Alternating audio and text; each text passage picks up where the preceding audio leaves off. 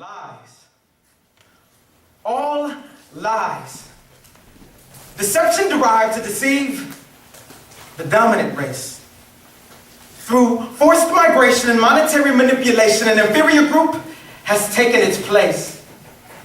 Fattened pockets celebrated as profit margins were calculated to yield them the return on investment they had anticipated, and while emancipation was proclamated. Freedom never came to our borders. Our sons and daughters denied a spiritual cleansing. Instead, were supplied an ethnic one. Association through assimilation with no hesitation and little evaluation as to how the emasculation of the black male population would affect the entire nation and be the catalyst behind the creation of a whole new super being, the NIGGA.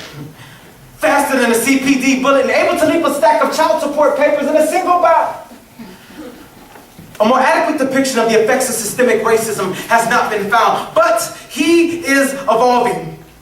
Despite the education denied to us by the Bush administration, his brain has begun problem solving, and with no child who was intended to succeed left behind, and no child who was intended to fail left a dime, he has become the main character in a modern day Aesop's fable. Is it really a crime to sell drugs this one time in order to place food on the table? But he's caught by the cops in the back parking lot.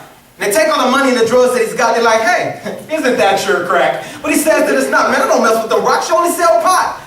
So they pull out their clubs and he's begging them, please, but they beat him repeatedly, trying to bring him to his knees, but he's too proud to go down.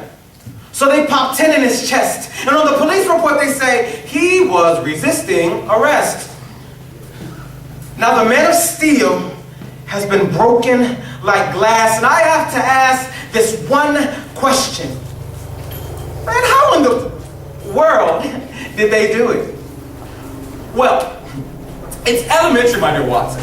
We simply place stereotypical images of them in the media, then we watch them conform to that which appears to be a social norm. Then we use unbiblical principles found in Christianity, along with their self-inflicted ignorances in order to create an inferior state of humanity. Show them images of hip-hop heroes that appeals to their sense of vanity, and afford them oxymorons like hood rich and ghetto fabulous as their only sense of sanity. Next, we create scholarship opportunities for collegiate education, but we're only offered to the 80% that'll never make it to graduation. And when they go on to get employment, we'll greet them with a salutation. But the one who is the least black is the one offered the occupation. No longer a savage, he has conformed to civilization, a token for change within the Negro nation, an unintentional advocate of gentrification, and we'll show him moving on up on every station.